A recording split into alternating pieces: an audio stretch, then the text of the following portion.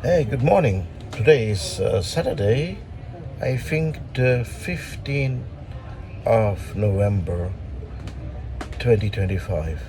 I'm a tuk driver, I'm a tourist guide on a three-wheeler, and it is raining in Lisbon, so it's very difficult to get a client, a customer. I could show the city.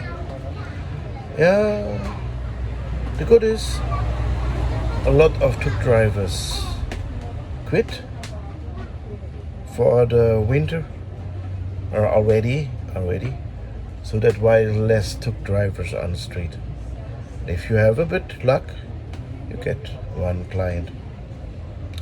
That's the situation now.